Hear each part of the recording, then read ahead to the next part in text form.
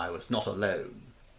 The room was the same, unchanged in any way since I came into it.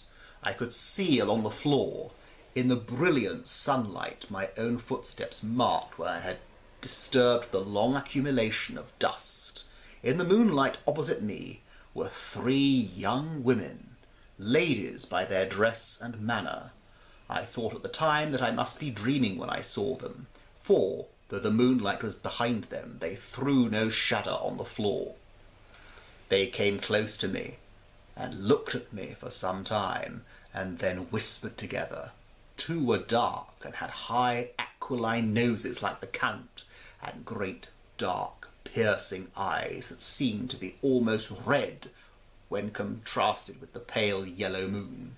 The other was fair as can be, with great wavy masses of golden hair and eyes like pale sapphires. I seemed somehow to know her face, and to know it in connection with some dreamy fear, but I could not recollect at the moment how or where.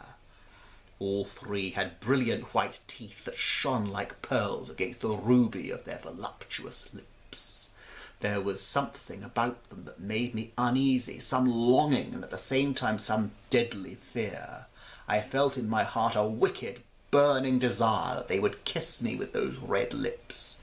It is not good to note this down, lest some day it should meet Mina's eyes and cause her pain. But it is the truth.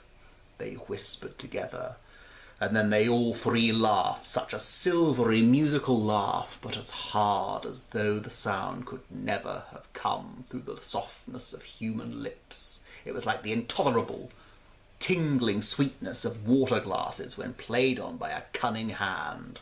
The fair girl shook her head coquettishly, and the other 2 urged her on. One said, "Go on. You are first, and we shall follow. Yours is the right to begin." The other added, "He is young and strong. There are kisses for us all." I lay quiet, looking out under my eyelashes in an agony of delightful anticipation. The fair girl advanced and bent over me till I could feel the movement of her breath upon me. Sweet it was in one sense, honey-sweet, and sent the same tingling through the nerves as her voice, but with a bitter underlying the sweet, a bitter offensiveness as one smells in blood. I was afraid to raise my eyelids, but looked out and saw perfectly under the lashes. The girl went on her knees and bent over me, simply gloating. There was a deliberate voluptuousness which was both thrilling and repulsive, and as she arched her neck she actually licked her lips like an animal, till I could see in the moonlight the moisture shining on the scarlet lips and on the red tongue as it lapped the white sharp teeth. Lower and lower went her head as the lips went below the range of my mouth and chin, and seemed about to fasten on my throat. Then she paused, and I could hear the churning sound of her tongue as it licked her teeth and lips, and could feel the hot breath on my neck. Then the skin of my throat began to tingle as one's flesh does when the hand that is to tickle it approaches nearer, nearer.